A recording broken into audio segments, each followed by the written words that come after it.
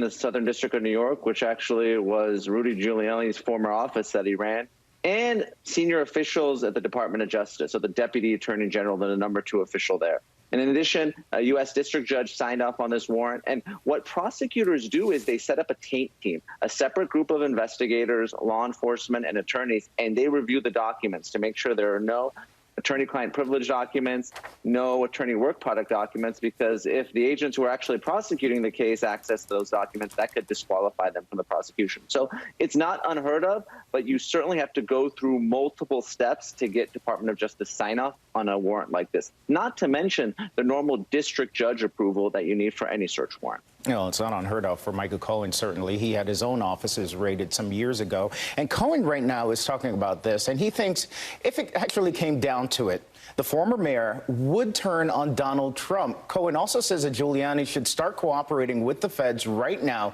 if he doesn't want to spend the rest of his life in prison. What's your take on that?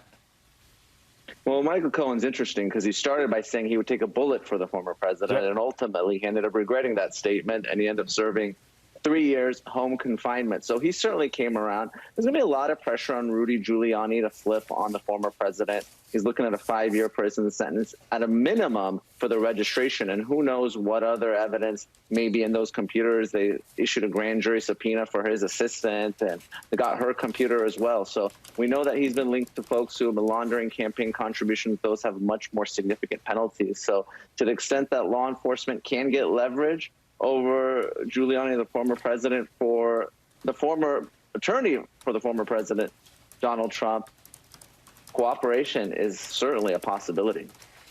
I want to ask you about some new reporting on Matt Gaetz here, and bear with me because we do have a lot of new reporting to tell you about. The Daily Beast says it's obtained a confession letter reportedly written by the congressman's one-time associate Joel Greenberg in the waning months of the Trump presidency.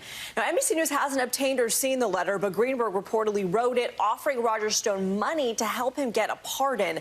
It claims he and Gaetz paid for sex with multiple women, including an underage girl. Gaetz is facing a criminal probe. But a PR firm for Gaetz responded to the Daily Beast with a statement that read in part, quote, Congressman Gaetz has never paid for sex, nor has he had sex with a 17-year-old as an adult.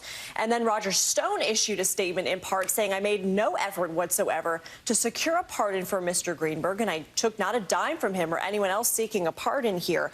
Why would Greenberg reportedly have written this letter?